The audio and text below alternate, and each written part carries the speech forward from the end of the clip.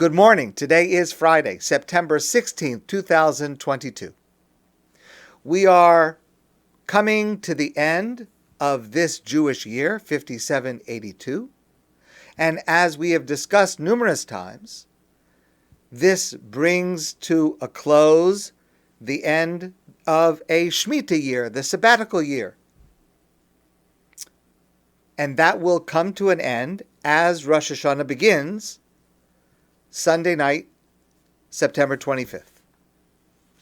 Now, we've also discussed a number of times over the past year that in addition to the agricultural laws of Shmita, the sabbatical year that apply in Israel, there is a second set of laws, a second category of laws of Hashmatas Ksafim, which means the cancellation of debts.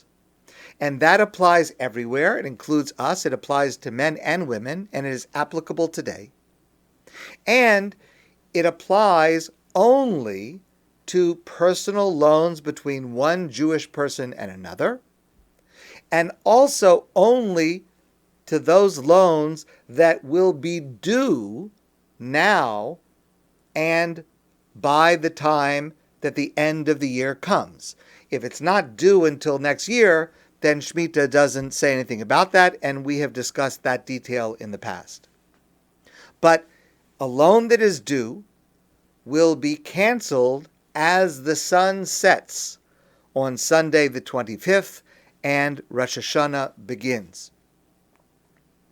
Now, remember, it only applies to loans. It doesn't apply to any other financial obligation. It doesn't apply to outstanding monies owed for work. It doesn't apply to money that's owed on a sale. It doesn't apply to any other kind of, let's say, penalty obligation or legal obligation. Only personal loans between one person and another. And there are two aspects to the goal of this mitzvah, which we've discussed before. One is, of course, the societal benefit. This allows once every 7 years for this periodic debt relief, and it helps to break the cycle of poverty. A person who had accumulated debts and is increasingly unable to get out from under that pressure has this release and a chance for a fresh start. So it helps to narrow the gap between wealthy and poor and has a tremendous benefit to all of society. That's number one. And number two, of course, is the spiritual benefit. And the spiritual benefit, similar to the agricultural laws of Shmita, the reminder, La Hashem ha'aretz umloa, the earth and all of its fullness belong to God. Everything belongs to God. We have the ability to use it. We have the permission to use it, but it is not ours. We are only stewards. And therefore, when God says, don't plant this field, or God says, don't collect this debt, God has the right to say that because it's God. And try to imagine for a moment the effect on society if we were able to follow both of these categories in their ideal full sense, which we're not able to today, and we've discussed some of that before. But imagine a society where you had this vehicle to reduce the gap between wealthy and poor, with lenders willing to give up what is theirs in quotation marks for spiritual and societal benefit. This is a magnificent and momentous mitzvah. And this mitzvah of the cancellation of debts every 7 years worked well until about 2,000 years ago. Around that time, about 2,000 years ago, wealthy Jews gradually became unwilling to share. And they would stop lending close to the end of the Shmita year because they knew that if they would lend money and it's getting close to Shmita, there's a very good chance they would not get their money back. even though this is a clear violation of the Torah's laws, because Hashem explicitly addresses this. When God commands this mitzvah in the Parsha of Re'eh, just from a couple of weeks ago, the Torah commands Zed Dvar Shmita Shemot Kol Baal Mashe Yado Asher Yasher B'Re'ehu Lo Yigoses Re'ehu V'Esachiv. This is what you should do on Shmita, that the debts are canceled, that the loans are canceled. The Torah then says, Hishamar Lacha. Watch out, God says. Be careful. Watch out. Pen yeh davarim levavcha b'li'al lemar.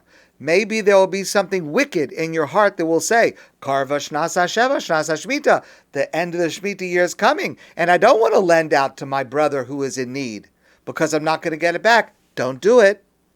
Be careful, because I, God, am going to know what the reason is that you're not lending to your brother.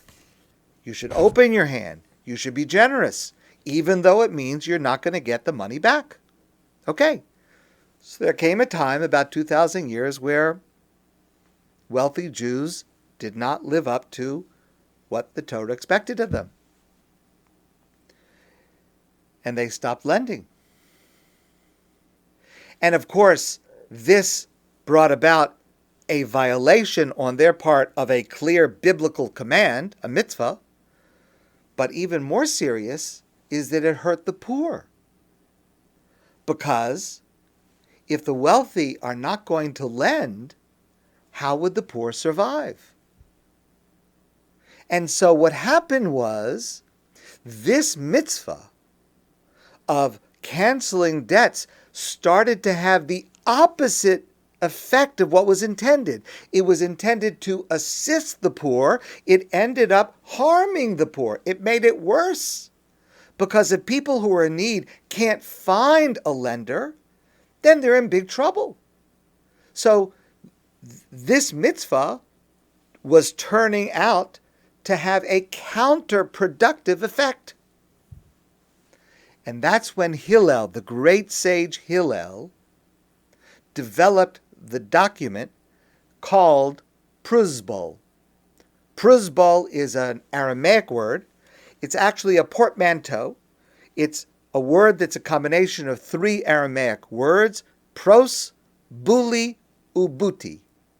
Benefit, pros, it's a prize, benefit, for the rich and for the poor. This document benefits both the lenders and the borrowers. How? First of all, by means of this document, lenders will be able to collect their debt, even after Rosh Hashanah. So it's a benefit to the lenders because it means that they will not violate the law of refusing to lend. It will save them spiritually from violating this mitzvah in the Torah. Because since they're going to get their money back, why would they not lend? All they have to do is have this document in place and they'll be able to get their money back. It's also a benefit to the poor because it means that they will still have access to capital. They will still find lenders that are willing to lend to them. So it's pros, buli, ubuti. It is a benefit both to the wealthy, to the lenders, and to the borrowers. Pruzbul. This document is in use today. It's applicable today, here, everywhere in the world, for men and for women. And we will form a bet din, a Jewish court, here at ADATH, like in many, many other places all over the world. We will form a bet din here on Erev Rosh Hashanah, Sunday, September 25th. We will do it in the morning at the end of Shachris, the morning service, which means it'll be about, let's say, 8:30 a.m. And we will have the documents available. So there's a document. You have to fill it out. You have to sign it in the presence of the bet din. The bet din has to sign it as well. So we will form a bet din here at ADATH. And whoever would like to execute this document is invited. And I invite you, I urge you, come to ADATH or wherever you're going to go to be able to do, it has to be done in person, to be able to execute this document so that, and even if you don't know if you have any loans outstanding, but a person could have forgotten.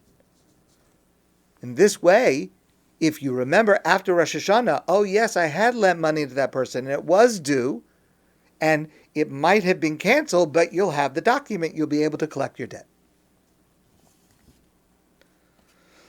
Okay, so there are two questions about this, two difficult questions about this. Number one, how does it work? I mean, how does filling in a document make it okay to collect a debt after Rosh Hashanah when the Torah says you're not allowed to collect it? Number one. And number two, however it works, isn't it just a legal fiction that goes against the spirit of the law? I mean, the Torah says don't collect the debt, cancel the debt. But you sign a paper in front of a court and you're able to do it. What justice is there? What righteousness is there in finding a loophole to get around the law? So let's answer both questions in order. How does it work? The way it works is as follows. I said before that the only debts that are canceled by Shmita are personal loans between one individual and another. What if you owe money to an entity, not a person? For example, what if you owe money to a court, to a bet din, to a Jewish court? Well, that's not canceled. You could owe money to a bet din for various reasons. There could be a penalty, there could be a lien, there could be other reasons that you could be obligated to pay money to a court. That's not canceled. So the Talmud says, the Mishnah says, Mosar shtarosov lebezdin, if a person transfers their loan to bezdin. What I do is, I lent you money. So that means you owe money to me. What I do is, I transfer that debt to bezdin. I'm not collecting it. Bezdin is going to collect it. The court is going to collect it. And the court is allowed to collect it. And the court does not cancel loans, monies that are owed to it. In fact, that's what the document says. I'll just read part of the English translation of the document. It says, in the presence of the undersigned 3 judges, so-and-so appeared before us on this day, and he made the following declaration. He said, I hereby turn over to you judges, and you list the names of the judges, all of the debts owed to me, so that I may therefore collect these debts anytime I desire. Okay, so the 2 parts to that. The first is, I transfer my debts to bezdin. So now, the money is going to be collected by bezdin. Now, there's a second principle that goes like this. Hefker, bezdin, hefker. Bezdin has the right to do with finances, with money, anything it chooses. It can choose to take away money from you.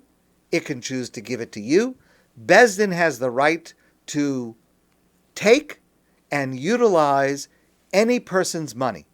That is a general principle that exists. So, if I have transferred my debt to Bezdin, Bezdin has the right to appoint me as its messenger to collect the debt owed to Bezdin, and Bezdin has the right to say that once I collected that debt on behalf of Bezdin, I could keep it, because Bezdin has the right to give money from one to another. Practically speaking, if you have this document executed by Bezdin, when you go to collect your debt after Rosh Hashanah, you have to present this document to be able to collect. And then you're collecting not for yourself, you're collecting as an appointee of the court, of the Bezdin. And then Bezdin is going to decide to give the money to you, the lender. Okay, so that is technically how it works. That answers the first question. But what about the second question? Isn't it just a legal fiction? Isn't it just a loophole that allows circumventing, if not the letter of the law, certainly the spirit of the law? So, there are a number of answers to this question. And there are many people who do believe in a cynical manner that this is just that, a loophole. People getting their way with money in some fashion or another. I don't think that's correct. And I want to share with you my understanding of how this works. Let's start by asking the following question. The Mishnah tells us the following detail. It's a fascinating detail. It goes like this. Let's say Reuven lends money to Shimon. It's due. Shmita year ends. Now the debt is canceled. Shimon comes to Reuven and says, I owe you money. We're talking about without a Pruzbul. I owe you money. I've got to pay back the debt. Reuven says, no, it's canceled. Shmita year ended. The debt's canceled. You don't have to pay me back. Shimon says, but I want to give it to you. I want to pay it back. Afal bikain. In spite of the fact that I'm not obligated to do so, I want to do so. Says the Mishnah, Reuven is allowed to receive the money. If the borrower offers it voluntarily, the lender is allowed to keep it. That's the rule. Now that's very strange. Because so what if it's voluntary? If the Torah does not want, if God does not want that money paid back, what does it matter if it's paid back because it's owed or it's paid back voluntarily? Just to use a different example in a completely different subject, there's a prohibition for one Jew to lend money to another Jew and charge interest. What happens if Reuven lends money to Shimon, let's say it's $100, and Shimon pays back the $100 and wants to pay back interest? Reuven says, you don't owe it to me. There's no interest. I didn't charge you interest. One Jew to another, no interest. What if Shimon, the borrower, says, no, I want to give it to you as a present. I want to give it to you. The Torah is clear it's not permissible. The Torah does not want interest paid, whether it is obligatory or voluntary. Why in the case of Shmita is it different? That if the loan is going to be repaid voluntarily, the lender can accept it? So here's one answer to that question. There are many relationships in life that use money as power or control. Very often parents do this. Sometimes spouses do this, and that can be a very, very problematic, abusive thing to do sometimes. In-laws can do this. Borrowers and lenders can do this to each other. It's not just that I'm giving you money, but because I'm giving you money, I'm holding something over you. I can coerce you to do something that you might not otherwise want to do.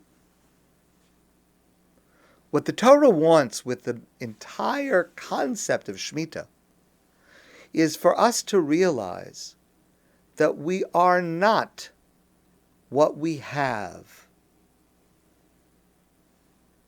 We shouldn't use what we have to exercise power over others. Benjamin Franklin wrote, your net worth to the world is usually determined by what remains after your bad habits are subtracted from your good ones. That's what your net worth should be. It's not always like that in life. But when the borrower says to the lender, Afal bikain, notwithstanding the fact that the debt that I owe you is canceled, I want to give it to you voluntarily. When the borrower says that, the borrower is transformed from a submissive, weak person who could potentially be coerced into one who is an equal. I don't have to give it to you. I want to give it to you. It's my choice. And therefore, when I give it to you, I'm giving it to you not in a submissive manner of one who was in need and had to borrow and was humiliated and ashamed. I'm an equal. I'm going to give you a gift. You think you're so great, Mr. Rockefeller? I can give you a present. It makes us equals. And that is what the Torah is trying to achieve through Shmita. When I write a Pruzbul, I am not collecting as a lender. When I take that document to the borrower after Rosh Hashanah and say, here's the Pruzbul, I'm here to collect, I'm not collecting it for myself. I am an appointee of the Beis Din. An appointee of the Beis Din, well, you have to pay back the Beis Din. You're not, that debt was not canceled. But I'm not collecting because I'm the lender. I'm not collecting because I have more than you and I was able to exercise some kind of power or control over you. I was appointed by the Beis Din. It's like I'm a bailiff.